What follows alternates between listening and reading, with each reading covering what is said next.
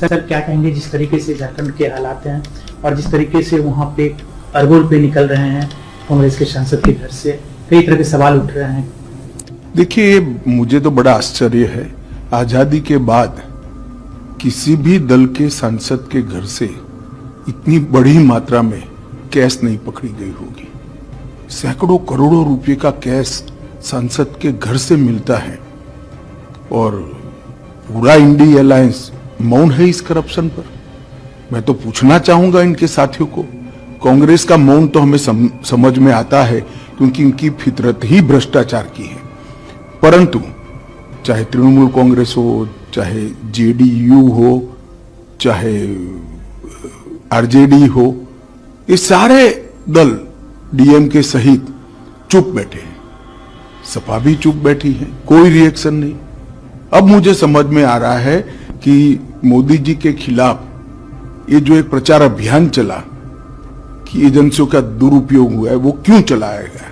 क्योंकि इनके जहन में एक डर था कि हमारे करप्शन के सारे कच्चे चिट्ठे खुल जाएंगे। और मैं मानता हूं कि ये उचित ही हुआ है। जिस प्रकार से इतनी विपुल मात्रा में भ्रष्टाचार झारखंड जैसे गरीब राज्य में हो रहा है, वो आंख खोलने वाला है।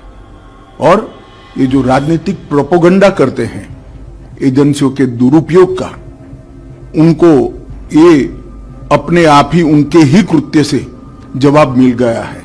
इतना भारी करप्शन करने के बाद भी अगर कोई एजेंसी काम न करे तो एजेंसी की क्षमता पर सवाल उठते हैं।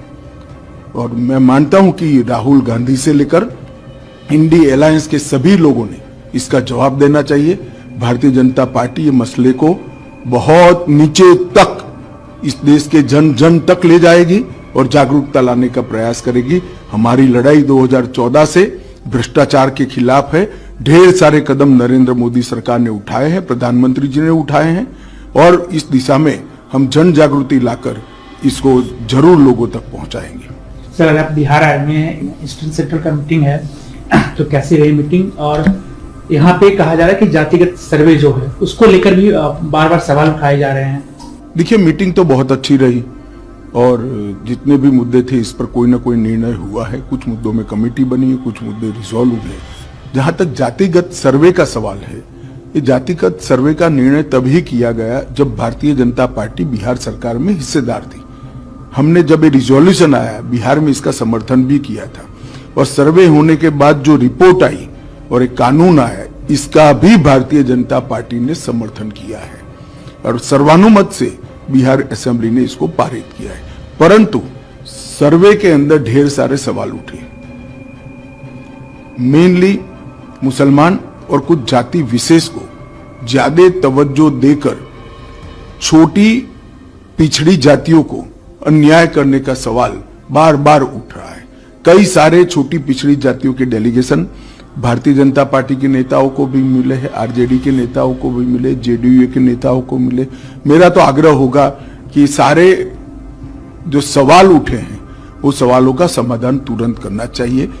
अपने राजनीतिक फायदे के लिए किसी भी जाति को अन्याय नहीं करना चाहिए। अपने राजनीतिक फायदे के लिए किसी समुदाय या किसी जाति को फायदा भी नहीं